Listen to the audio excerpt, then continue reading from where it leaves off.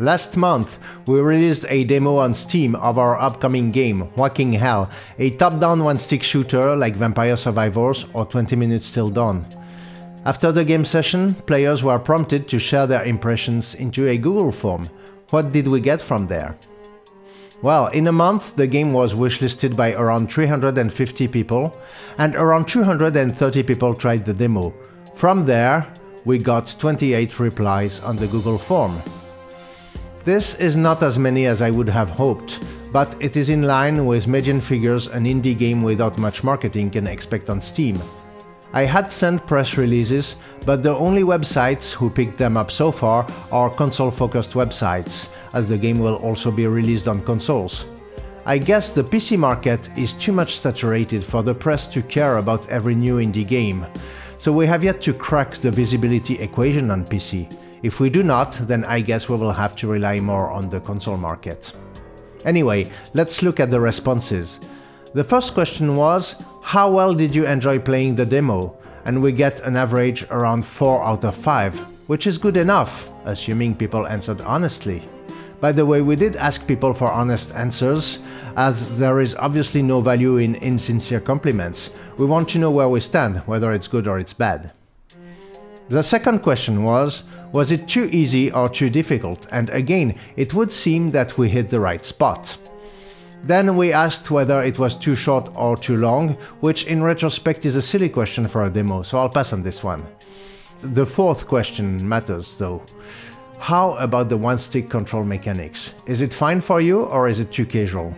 As you certainly know, this kind of game can either have a one-stick control system, where you control the character movement but it aims automatically, or a twin-stick control system, where you control both the movement and the aiming. The former is seen in Vampire Survivors, the latter in 20 Minutes Till Dawn. The latter is very much more difficult to handle, as it requires isolation between the movements of both hands. It is a fit for more hardcore players.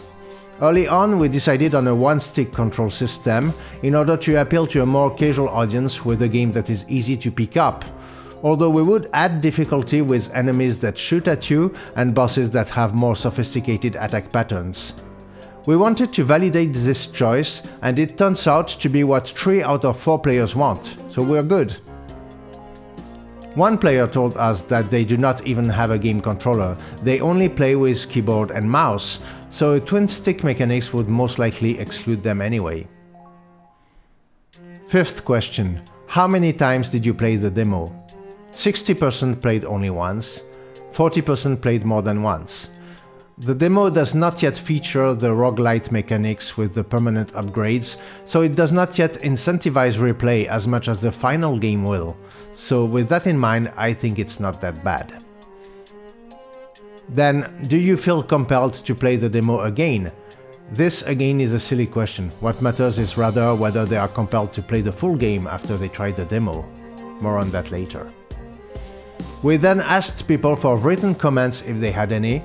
This reassured me about people being honest, as they did not spare their criticism, whether it is dismissive or it is constructive. Unfortunately, we do not have a volume of answers that is significant enough to evaluate the frequency of each criticism. But one thing that came up twice is the enemy hitboxes, so we decided to fix them.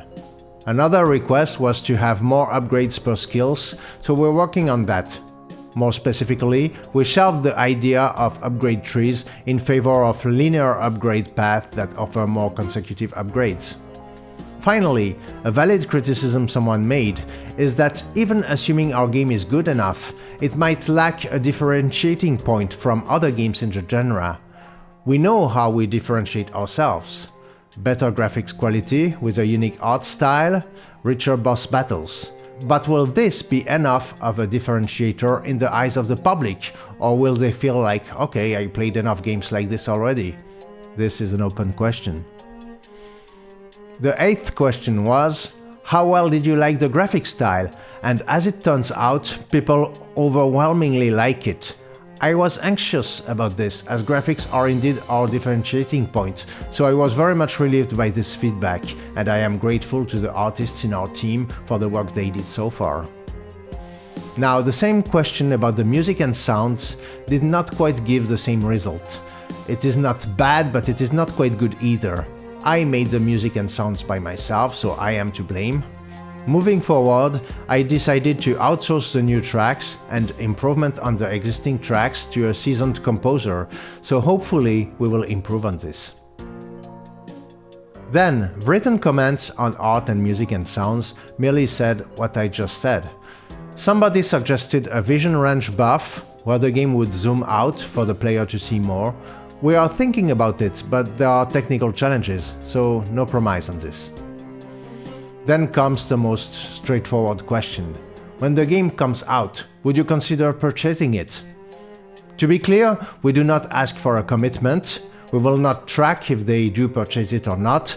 We do not even have a way to track it, as the answers to the survey are anonymous, and we do not get nominative data for purchases either.